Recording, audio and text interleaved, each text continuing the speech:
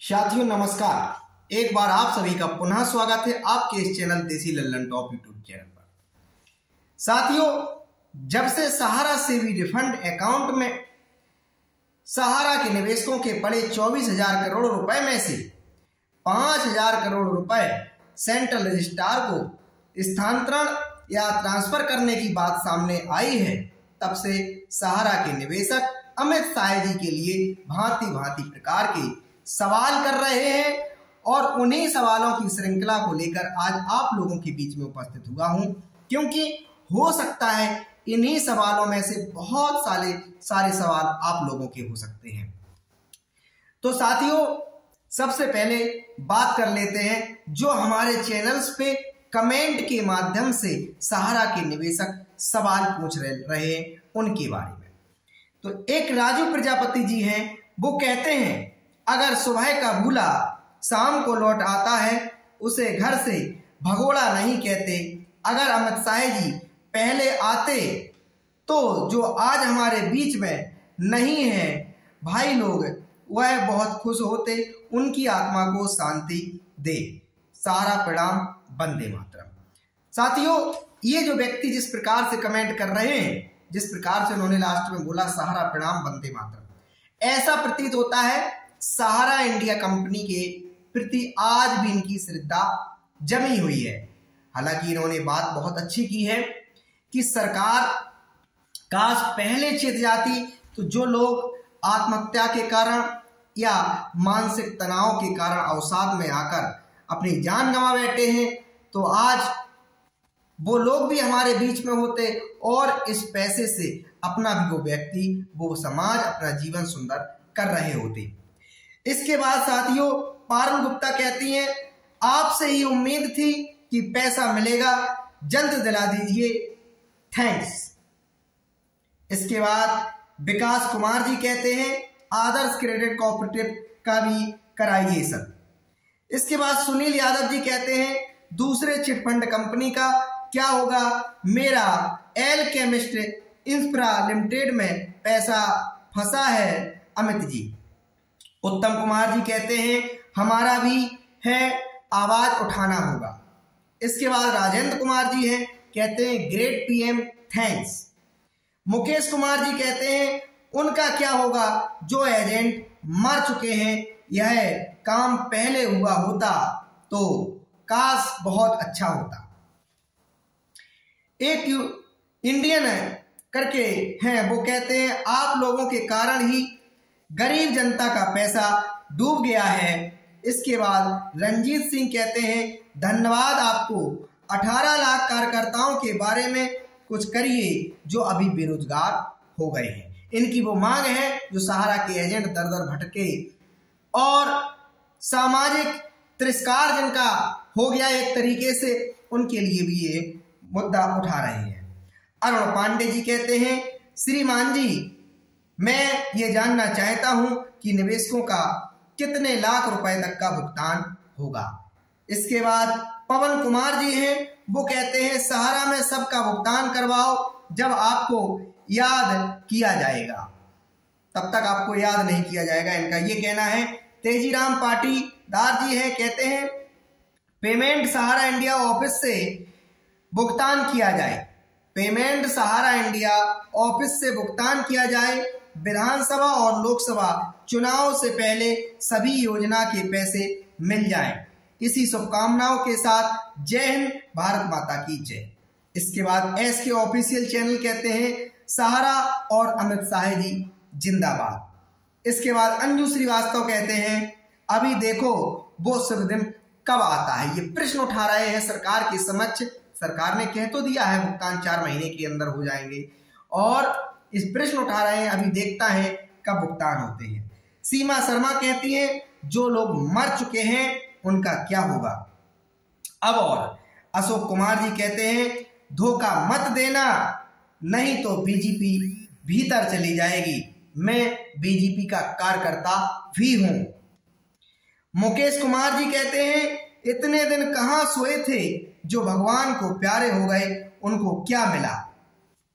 ब्रिजमोहन जी हैं, वो कहते हैं आपको बहुत बहुत धन्यवाद, थैंक्स। पहलवान सिंह कहते हैं गुड न्यूज। इसके बाद ओपी यादव जी कहते हैं श्रीमान खोखला वादा मत करो, गरीबों को तारीख पर तारीख दे रहे हो, कब मिलेगा भुगतान।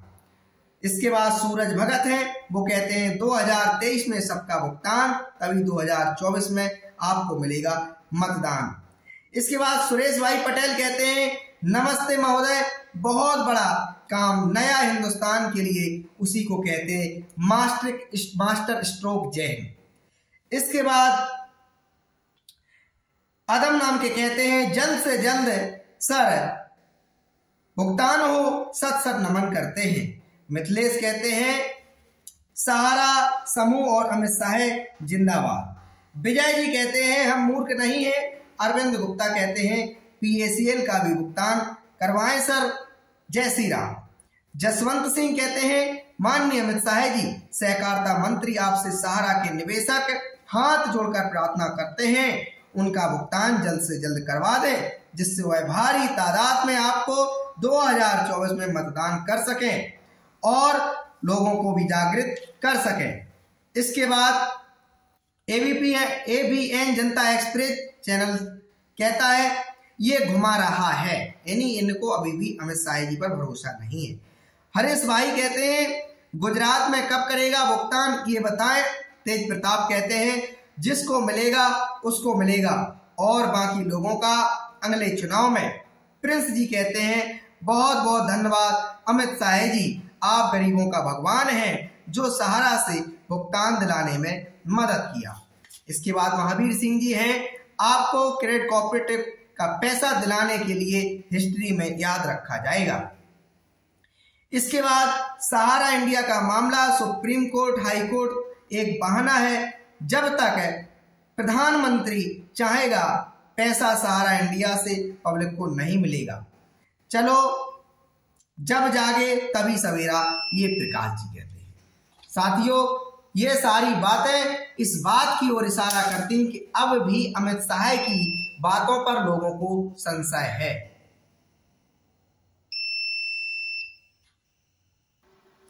तो साथियों संशय की बात तो समझ में आ जाती है, लेकिन जिस प्रकार से निवेशकों के द्वारा विभिन्न प्रकार के प्रश्न अब उठाए जा रहे हैं वो सरकार तक पहुंचाए जाना बहुत ही आवश्यक है। आवश्यक इसलिए हो जाता है क्योंकि यह अपना भी मत है कि सहारा इंडिया की बिना मदद के भुगतान निवेशकों को किस प्रकार से मिल सकेगा। साथियों मैं ये बात इसलिए कह रहा हूं कि क्रेडिट कोऑपरेटिव जिन सोसाइटियों के भुगतान की बात अमित शाह जी ने, सहकारिता मंत्रालय ने, सेंट्रल रजिस्ट्रार ने की है, उन क्रेडिट कोऑपरेटिव सोसाइटियों में जो 10 करोड़ निवेशक हैं उनका 86,000 करोड़ रुपया इन सोसाइटियों में जमा है, जबकि सहारा सेवी रिफंड अकाउंट से मात्र 5,000 करोड़ रुपए रिलीज हुआ है।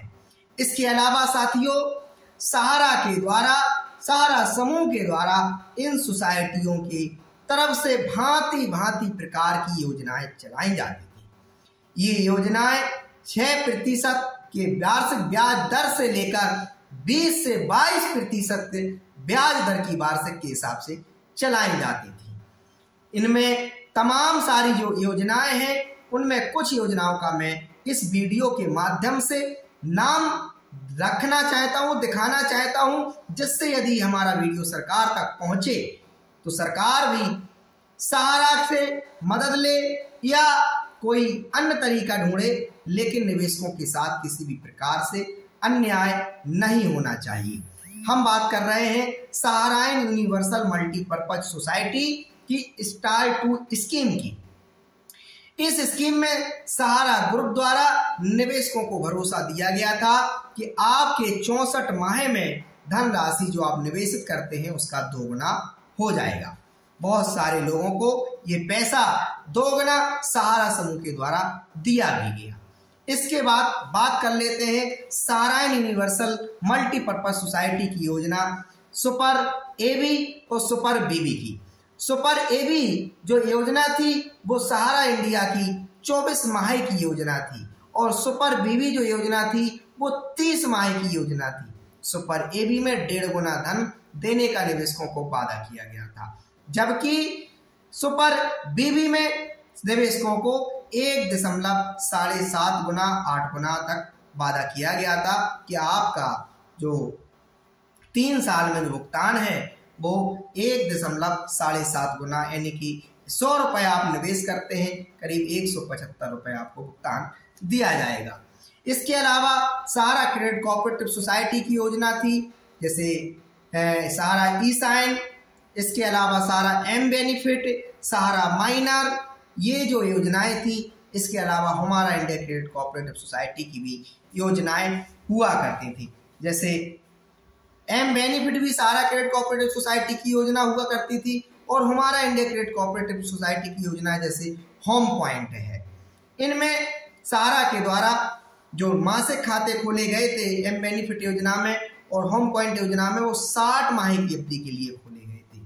60 माह की अवधि के अलावा सहारा के द्वारा निवेशकों को भरोसा दिया गया था कि 200 रुपए मासिक के खाते पे 5 वर्ष में आपका 12,000 रुपए जमा होगा और तकरीबन 16,500 रुपए आपका भुगतान किया जाएगा। साथियों, ये बातें सरकार तक पहुंचाना क्यों आवश्यक हो जाती हैं? क्योंकि जिस प्रकार से लोगों के बीच खबरें चल रही हैं कि सहारा के द्वारा किसी भी प्रकार से मदद नहीं ली जाएगी, सीधा सेंट्रल रजिस्ट्रार आपके खाते में भुगतान कर देंगे। साथियों, मुझे लगता है ये बहुत जटिल काम है, बहुत कठिन काम है, क्योंकि सहारा के द्वारा पासबुक जारी की गई थी तमाम सारे निवेशकों के लिए। उस पासबुक में मासिक, त्रैमासिक, वार्षिक एंट्री हुआ करती थी, लेकिन जैसी सहारा समूह उन निवेशकों से पैसा रिन्यूअल के रूप में जमा करवाता था तो उसके बदले में एक रसीद संख्या जारी करता था। वो रसीद अक्सर क्या होती थी, जो सहारा के एजेंट कार्यकर्ता होते थे या तो उन तक ही सीमित रह जाती थी, वो उस रसीद संख्या की एंट्री उस सहारा द्वारा जारी पासबुक में कर दिया करते थे। अब ऐसे में बहुत सारे निवेशकों की सर्टिफिकेट को पासबुकों में एंट्री भी नहीं किया गया। ये भी सवाल है कि जैसे किसी पासबुक में मान लीजिए किसी का खाता 1500 रुपए मासिक का था, 60 महीने की अवधि का था, अब उसने 55 माह उस खाते को चलाया या उस 55 माह उस खाते में निवेश किया। अब उसके पास एंट्री मात्र 1 माह की है, जबकि सहारा के पास, सहारा के जो स्थानीय ऑफिस है उसमें 55 माह का पैसा जमा कराया गया। अब मान लीजिए वो स्थानीय जो एजेंट था उसके पास भी एंट्री उसकी डायरी में नहीं है, डायरी है भी तो डायरी खो गई है, और इसके अलावा बहुत सारे एजेंट अपना गांव देहात मोहल्ला छोड़कर बाहर चले गए हैं, बहुत, इसके अलावा सहारा के स्थानीय कार्यालय भी बंद है। तो ये सारी समस्याओं के समाधान के लिए मुझे जो लगता है बिना सहारा की मदद के भुगतान निवेशकों के नहीं किए जा सकते। ये अलग बात है कि सेंट्रल रजिस्ट्रार सीधा आपके खाते में भुगतान कर देंगे, लेकिन सत्यापन के लिए सहारा को बुलाना पड़ेगा, सहारा से जानकारी लेना पड़ेगा कि इस अकाउंट नंबर में, इस सर्टिफिकेट में आपके खिलाफ शिकायत आई है, आवेदन आया है, इसमें बताइए, आप निवेशक के द्वारा बताया जा रहा है कि इस दिनांक में खाता खोला गया था, इस दिनांक में इसकी परिपक्वता अवधि थी, इसमें इतना रुपए जमा था और इतना रुपए मिलना था। अब आप बताइए क्या सच्चाई क्या है, क्या इस खाते की परिपक्वता अवधि पूर्ण हो गई है, क्या ये खाता नंबर सही है, क्या ये मेंबरशिप नंबर सही है, क्या ये सर्टिफिकेट सही है, क्या इसमें जो जमा राशि है वो कितनी है, इसमें कितना भुगतान दिए जाने का आपने वादा किया था। इसके अलावा एक पेंच और यहाँ फंसता हुआ नजर आ रहा है, एक पेंच ये भी फंसता हुआ नजर आ रहा है कि जो सहारा के निवेशक हैं वो ये कह रहे हैं कि सहारा ने बार बार जब से भुगतान विलंब हुआ है, भुगतान सहारा के द्वारा जब से देना बंद किया गया है, तब से बार बार अखबार के माध्यम से, विज्ञापनों के माध्यम से, वीडियो जारी करके, पत्र जारी करके ये कहा गया है विलंबित अवधि तक का भी निवेशकों को भुगतान मिलेगा। मतलब यदि आपका जो सहारा के अंदर निवेश था उसका सर्टिफिकेट 2020 में या 2018 में पूर्ण हो गया है, तो 2018 के बाद या 2019 में या 2020 में जितना भी समय अतिरिक्त हो गया उस खाते का, क्या इस अवधि का सेंट्रल रजिस्ट्रार भुगतान करते हैं। लेकिन सहारा के निवेशक चाहते हैं कि उनका भुगतान आज दिनांक तक होना चाहिए। वो बिल्कुल सच्चाई है, मिलना चाहिए उनको भुगतान। क्यों नहीं मिलना चाहिए? क्योंकि देखिए, ये जो पैसा है, भले ही सरकार के प्रयास से या सेंट्रल रजिस्ट्रार के प्रयास से 5,000 करोड़ रुपए निवेशकों के लिए रिलीज हुआ, लेकिन इसमें सरकार का बहुत कोई बड़ा एहसान जनता के साथ नहीं है। मैं इस बात को स्पष्ट कर देना चाहता हूं। मैं इसलिए स्पष्ट कर देना चाहता हूं कि नियमों की उल्लंघन, नियमों की जो पालना वो नहीं की किसने? सहारा समूह ने। वो किसने नहीं की? सुब्रत राय ने। वो किसने नहीं की? वंदना भार्गव ने। वो किसने नहीं की? रविशंकर दुबे ने। ये लोगों ने नियमों की पालना नहीं की। सजा किसको दी गई? निवेशकों को, जनता को, सहारा के कार्यकर्ताओं को। और जो पैसा है सरकार के पास से भी सहारा फंड अकाउंट में 24,000 करोड़ रुपया, कोई ओपी श्रीवास्तव, कोई सुब्रत राय, कोई सहारा समूह के विशेष अधिकारी का तो है नहीं, जनता का पैसा है। इतने वर्षों तक सरकार को तो रोकना ही नहीं चाहिए था।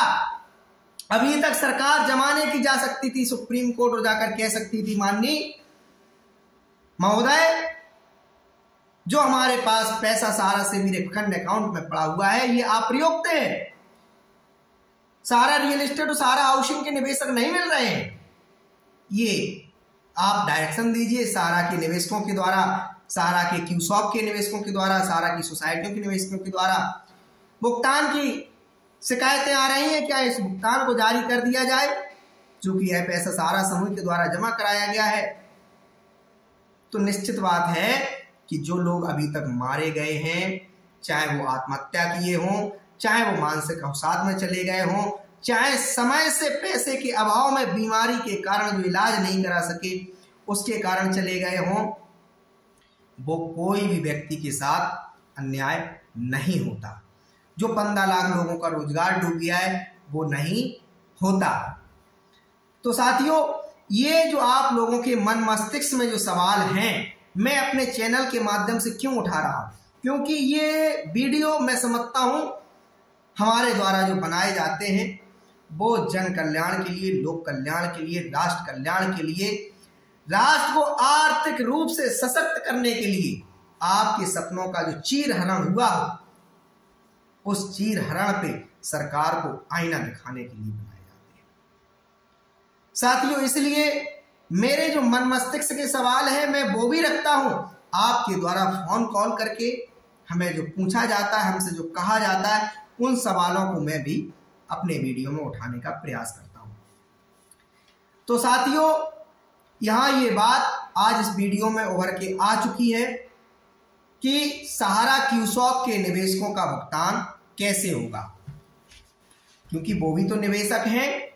इसके अलावा बिना सहारा की मदद लिए भुगतान कैसे होगा, क्योंकि सहारा के द्वारा जो स्कीमें जारी की गई, जो सर्टिफिकेट जारी किए गए, इसका कोई हिसाब किताब सेंट्रल रजिस्ट्रार के पास तो है नहीं कि किस खाते में कितना पैसा है और कितना इसका ब्याज शायद भुगतान करना है। इसके अलावा एक बात उभर के ये आई कि 5,000 करोड़ रुपए में अमित शाह जी के द्वारा जिस तरीके से उत्तराखंड की धरती से कहा गया कि कोऑपरेटिव सोसाइटियों के हितों के लिए हमारी सरकार ने सुप्रीम कोर्ट के माध्यम से सहारा सेविंग फंड अकाउंट से 5,000 करोड़ रुपए रिलीज कराया, उससे 10 करोड़ निवेशकों का भुगतान होगा। आप सेंट्रल रजिस्ट्रार के पास आवेदन भेज दीजिए, सबका भुगतान मिल जाएगा 3-4 महीने के अंदर। ये भ्रम और संशय भरी बात की अमित शाह जी ने। 5,000 करोड़ और 86,000 करोड़ में बहुत बड़ा गैप है, बहुत बड़ा गैप है। मैं समझता हूं या तो अमित शाह जी भूलवश ये बात कह बैठे, या नेता जो होता है वो आगे की भी सोच कर चलता है। 2024 का जो चुनाव आ रहा है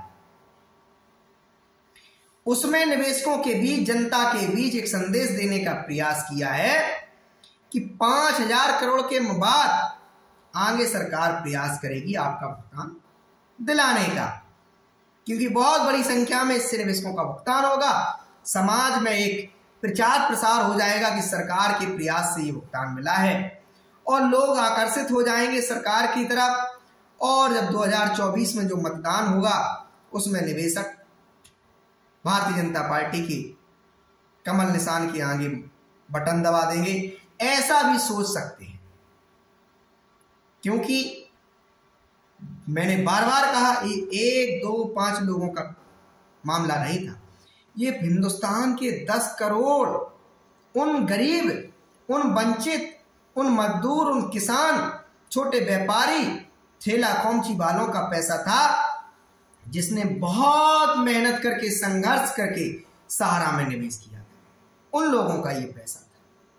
और जब उनके सपनों का चीरहरण हुआ और जब इस बात को जनता तक पहुंचाया कि सहारा समूह के पास इतनी संपत्तियां हैं कि आपका भुगतान ब्याज सहित भी कर दिया जाए, इसके बावजूद भी वो संपत्तियां बच सकती हैं,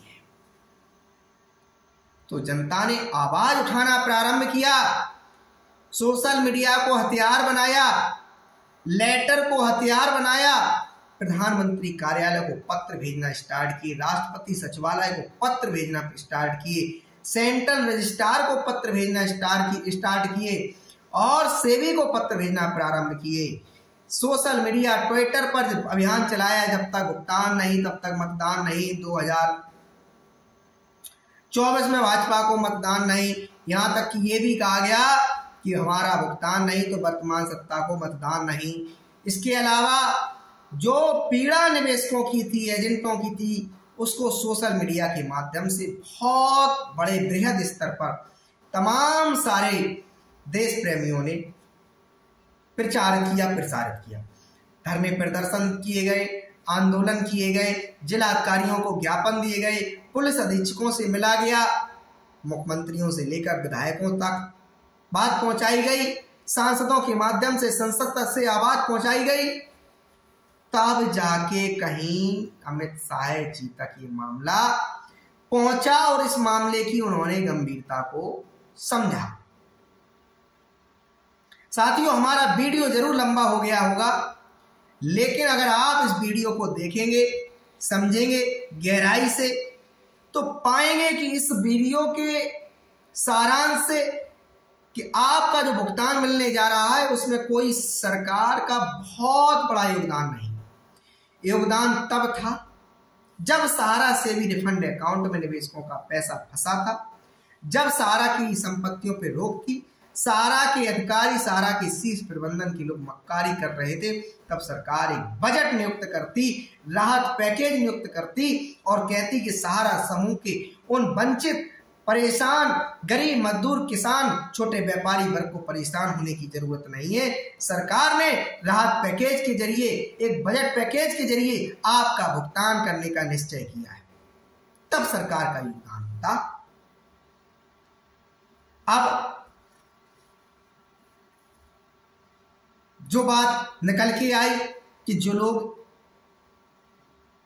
मृत्यु प्राप्त हो गए, जो एजेंट चले गए, जो कार्यकर्ता चले गए, इसके अलावा साथियों एक प्रश्न और मेरे समक्ष उठाया आप लोगों ने, वो भी मैं इस वीडियो के माध्यम से रख देता हूं।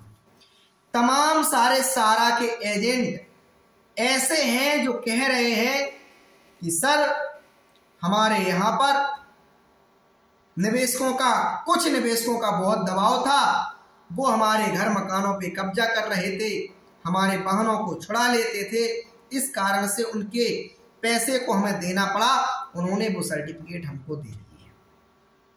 अब चिंता है उन एजेंटों को, उन सहारा के कार्यकर्ताओं को कि जो पैसा उन्होंने अपनी जेब से उन निवेशकों को दे दिया है वो उन तक कैसे पहुंचेगा, क्योंकि सर्टिफिकेट तो उस निवेशक के नाम है। अब वो निवेशक अगर उसका नियत और नीति बिगड़ जाता है तो पैसा वो डूब जाएगा, तो ये भी चिंता है। तो इन सारी चिंताओं पर मैं सेंट्रल रजिस्ट्रार से निवेदन करूंगा, अनुरोध करूंगा कि वार्तालाप किया जाए, मीटिंग्स किया जाए और इस निष्कर्ष तक पहुंचा जाए कि अधिक से अधिक लोगों का हित किया जाए, अधिक से अधिक लोग, अधिक से अधिक निवेशकों की बातों पर ध्यान दिया जाए, उनके प्रश्नों पर उत्तर दिए जाए, उनका निराकरण किया जाए। तो साथियों, यदि आपका भी कोई प्रश्न है, आपकी भी कोई अभी दिमाग में चल रहा है पीड़ा, तो इस चैनल पर आकर अपना कमेंट कीजिए। उस कमेंट को हम अपने वीडियो के माध्यम से सरकार तक पहुंचाने का प्रयास करेंगे। साथियों, आप लोगों का प्यार और दुलार ही है, आप लोगों का जो यूनिटी और एकता ही है जो हमें प्रेरणा देता है कि आप लोगों के हितों का ध्यान रखते हुए कैसे सरकार से रिलीफ दिलाया जाए। आप लोग चाहें तो इस चैनल को ज्यादा से ज्यादा लोगों से सब्सक्राइब करवा लें, जिससे यदि आने वाले दिनों में सरकार कोई वादा खिलाफी करती है तो सरकार की पोल खोलने का काम किया जाए। हालांकि बहुत बड़ा वादा अमित शाह जी ने कर दिया है, 10 करोड़ निवेशकों का भुगतान दिलाने की बात कर दी है। मुझे किसी भी प्रकार से, किसी भी एंगल से नहीं लगता है कि 5,000 करोड़ रुपए में से 10 करोड़ निवेशकों का भुगतान हो जाए। मैं समझता हूं कि प्रथम दृष्टया जिन लोगों ने पहले से सेंट्रल रजिस्ट्रार को शिकायतें भेज रखी हैं, आवेदन भेज रखे हैं, उनके प्रथम दृष्टया भुगतान किए जाएंगे। इसके बाद नए निवेशकों से भी आवेदन लेना प्रारंभ किए जाएंगे।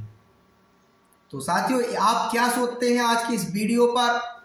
क्या आपकी राय है?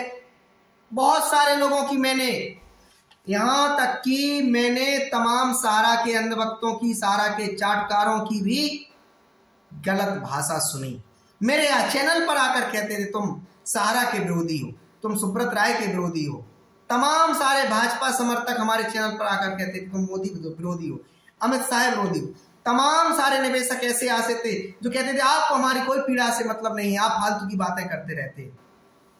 मैंने बार बार स्पष्ट कहा, मुझे सुब्रत राय से कोई बैर नहीं, मुझे सहारा इंडिया से कोई बैर नहीं, मुझे मोदी सरकार से कोई बैर नहीं, मुझे अमित शाह से कोई बैर नहीं, मुझे सहारा निवेशकों से कोई बैर नहीं।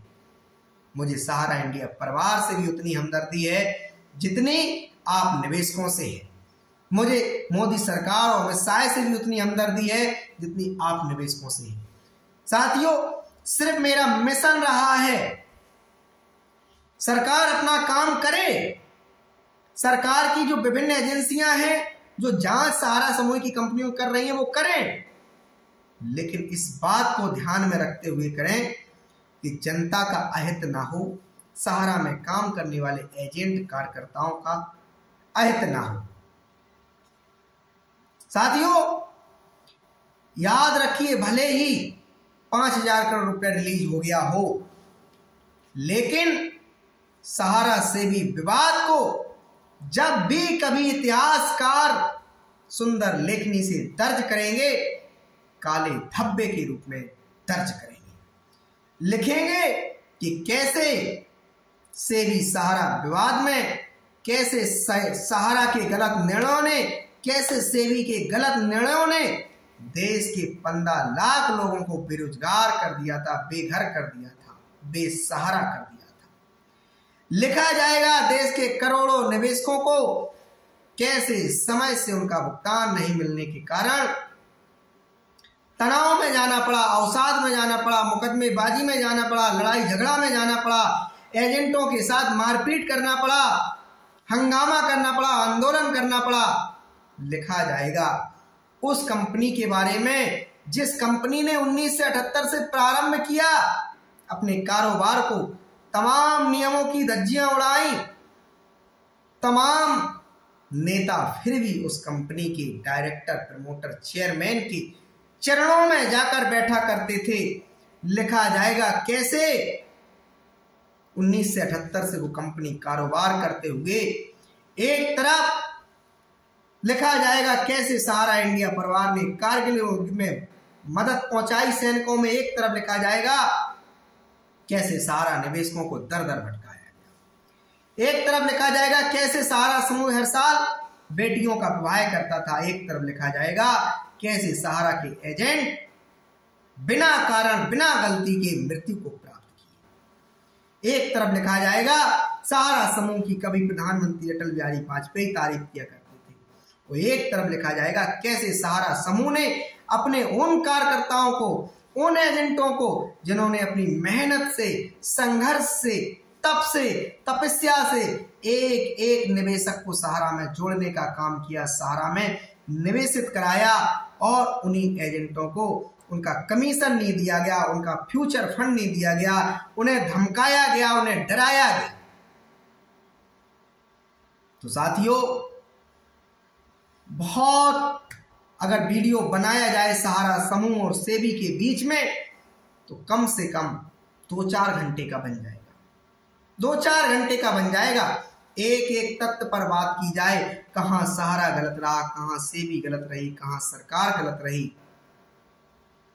तो कम से कम 2-4 हफ्ते चले जाएंगे। इसी में 2-4 हफ्ते चले जाएंगे। खैर, जो हुआ वो हुआ।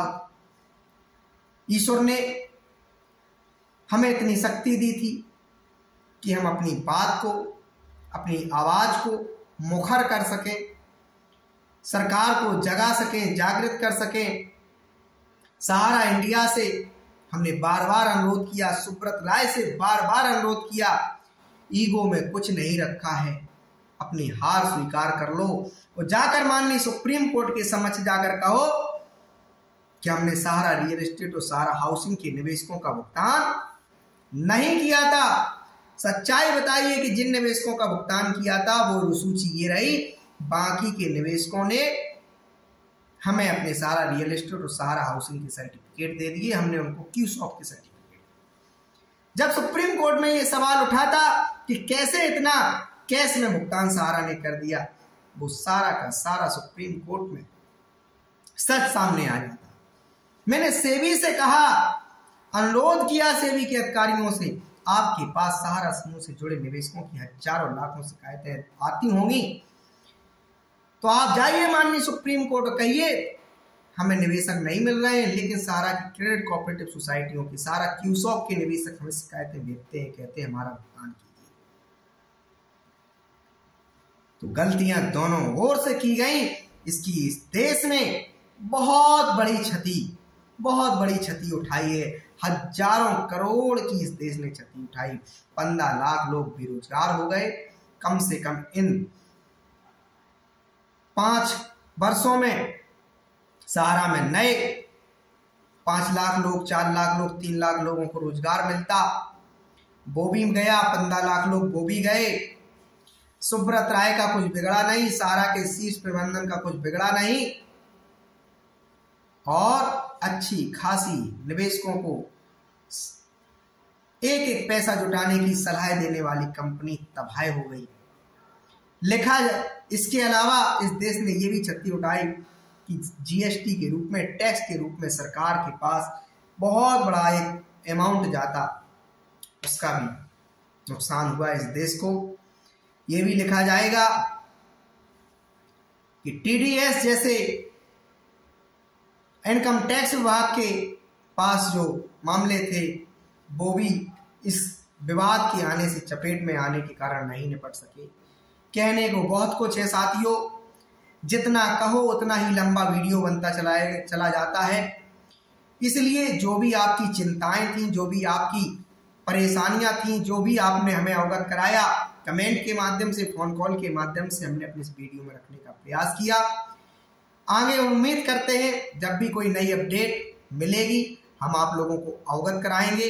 अंत में पुनः आप लोगों से एक बार अपील करते हैं कि यदि आप इस देश का हित चाहते हैं, देश के 10 करोड़ सहारा के निवेशकों का भुगतान कराना चाहते हैं, तो सरकार को पत्र लिखना प्रारंभ कर दीजिए। भारी मात्रा में भेजिए प्रधानमंत्री कार्यालय को और उनसे कहिए, श्रीमान जी, आप जब तक व्यक्तिगत रूप से इस मामले में रुचि नहीं दिखाएंगे, इस मामले का समाधान नहीं हो सकता है। आपसे अनुरोध है कि देश के औद्योगिक घरानों को बुलाइए और कहिए सहारा समूह की इतनी संपत्तियां हैं, ये इनकी हम नीलामी करना चाहते हैं, कुर्की करना चाहते हैं, देश के 10 करोड़ निवेशकों का भुगतान देना है। बाजार मूल्य पर इन संपत्तियों को आप लोग खरीद लीजिए, जिससे देश के 10 करोड़ लोगों के खाते में उन तक पैसा पहुंचाया जा सके। इसके बाद निवेदन उस पत्र में करिए कि अब आप स्वतंत्र हैं, आप सुब्रत राय पर, सहारा के डायरेक्टरों पर जो भी कार्रवाई करना चाहते हैं बिल्कुल करवाइए, बेधड़क तरीके से करवाइए, लेकिन पहले निवेशकों के हितों का संरक्षण हो, पहले जनता के हितों का संरक्षण हो, पहले मानवीयता का संरक्षण हो, पहले गरीबों का संरक्षण हो, पहले लोकतंत्र का संरक्षण हो। ये सारी बातें अपने पत्र में भेजिए, क्योंकि मात्र 5,000 करोड़ रुपए से कुछ नहीं होने वाला है, बहुत बड़ा मामला है। सहारा की कम से कम आधा दर्जन कंपनियों में, सोसाइटियों में निवेशकों का पैसा फंसा हुआ है। 5,000 करोड़ रुपया ऊंट के मुंह में जीरा समान है, लेकिन इसके लिए सरकार को मैं तहे दिल से धन्यवाद देता हूं, तहे दिल से सरकार का आभारी हूं, क्योंकि सरकार में बैठे हुए जो लोग होते हैं उन पर बहुत कुछ निर्भर करता है। माननीय अमित शाह जी, जिन्हें राजनीति का चाणक्य कहा जाता है, जिन्होंने बहुत बड़ी बड़ी इस देश की समस्याओं को निपटाया है, सहारा से भी विवाद का जो मामला उन तक पहुंचा है, सेंट्रल रजिस्ट्रार के समझ जो मामला पहुंचा है, उम्मीद कर सकते हैं कि अब इस मामले पर देरी नहीं होगी। हमें तो लगता है कि 2024 के पहले आप समस्त निवेशकों के भुगतान सहारा के द्वारा कर दिए जाएंगे। धन्यवाद।